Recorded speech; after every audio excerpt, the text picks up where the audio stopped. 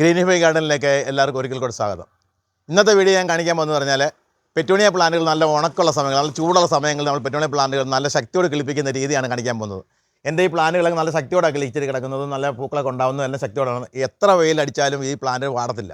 ആ വാടാതിരിക്കണമെങ്കിൽ നമ്മുടെ ഈ പോട്ടമിസ് തയ്യാറാക്കുന്ന രീതിയാണ് നമ്മൾ കാണേണ്ടത്. അപ്പോൾ നമ്മൾ ഈ വിൻ്റർ സീസണിലും നമ്മൾ ഈ ഉണക്ക് സമയങ്ങളിലും എല്ലാം ഒരേപോലുള്ള പോട്ടമിസ് തയ്യാറാക്കി വെച്ചെങ്കിൽ മാത്രമേ നമ്മൾ പ്ലാന്റ് നട്ടെങ്കിൽ മാത്രമേ നമ്മൾ പ്ലാന്റുകൾ നശിച്ച് പോയിരിക്കത്തുള്ളൂ, വാടാതിരിക്കത്തുള്ളൂ. നല്ല ശക്തിയോടായിരിക്കും പ്ലാന്റ് കിളിക്കുന്നത്. അതിനെന്തൊക്കെയാണ് ചേർക്കേണ്ടതെന്ന് രീതിയാണ് ഞാൻ വീഡിയോയിൽ കാണിക്കാൻ പോകുന്നത്. അപ്പോൾ വീഡിയോ സ്കിപ്പ് ചെയ്യാതെ മൊത്തമായി കാണുക. അപ്പോൾ എന്തായാലും ആ കാര്യം മനസ്സിലാവത്തുള്ളൂ. അപ്പോൾ നമ്മുടെ വീഡിയോ ആദ്യം കാണുന്നതിനായി വീഡിയോ ലൈക്ക് ചെയ്യാനും കമൻറ്റ് ഇടാനും ആരും മറക്കരുത്. ഈ എടുത്തിരിക്കുന്നത് കോക്കോപിറ്റാണ് എടുത്തിരിക്കുന്നത്. രണ്ടാമത്തേത് ഇത് വെർമി കമ്പോസ്റ്റാണ് എടുത്തിരിക്കുന്നത്. ഈ വെർമി കമ്പോസ്റ്റും ഈ കോക്കോപിറ്റൂടെ ഒന്നിച്ച് മിക്സ് ആക്കുക. ഇതുപോലെ ശരിക്കും മിക്സ് ആക്കണം. കോക്കോപിറ്റിൻ്റെ എല്ലാ ഭാഗത്തും വെർമി കമ്പോസ്റ്റ് ചെല്ലണം, അതുപോലെ മിക്സ് ആക്കണം ഫസ്റ്റ്. അതിനകത്ത് അടുത്ത് നമ്മൾ ഇടാൻ പോകുന്ന പറഞ്ഞാൽ ശകലം ഡോളോമൈറ്റാണ് ഇടുന്നത്. ശകലം ഡോളോമൈറ്റ്.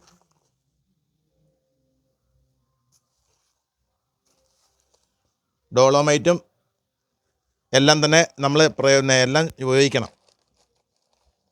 അടുത്ത ഇതാണ് വാമ്. ശരിക്കും റൂട്ടാവാൻ വേണ്ടി ഇളകുന്ന വാമ്.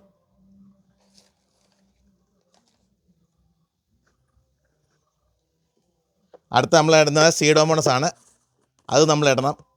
പ്ലാന്റുകൾക്കൊക്കെ സീഡോമോണസും ഡോളോമൈറ്റും ബാമും ഒക്കെ നമ്മൾ പ്ലാന്റ് നടുമ്പോൾ ഇടാൻ മറക്കരുത്. അത് കേട്ടെങ്കിലേ പ്ലാന്റ് ശക്തി വളരത്തുള്ളൂ.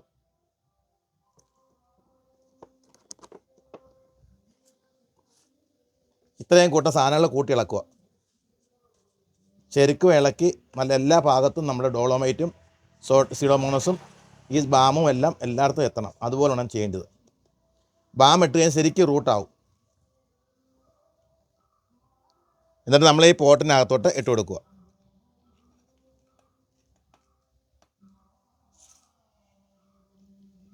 ഒത്തിരി ഇടേണ്ട ആവശ്യമില്ല. നമ്മൾ ആ വേരൊന്ന് മൂടി കിട്ടാൻ വേണ്ടി മാത്രം. ഇങ്ങനെ 15 ദിവസം കൂടുമ്പോൾ ചെയ്യുക.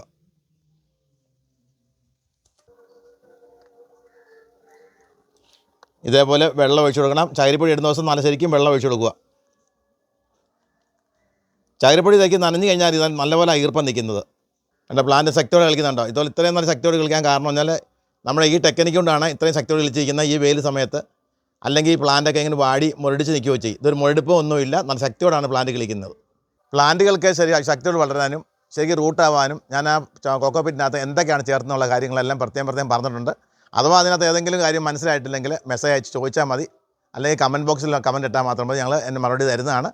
അപ്പോൾ വീഡിയോ ഒരിക്കൽ കൂടെ പറയാണ്, വീഡിയോ ഇഷ്ടപ്പെട്ടെങ്കിൽ വീഡിയോ ലൈക്ക് ചെയ്യാനും കമൻറ്റ് ഇടാനും സബ്സ്ക്രൈബ് ചെയ്യാനും ആരും മറക്കരുത്. അവർ ഷെയർ ചെയ്യാനും മറക്കരുത്.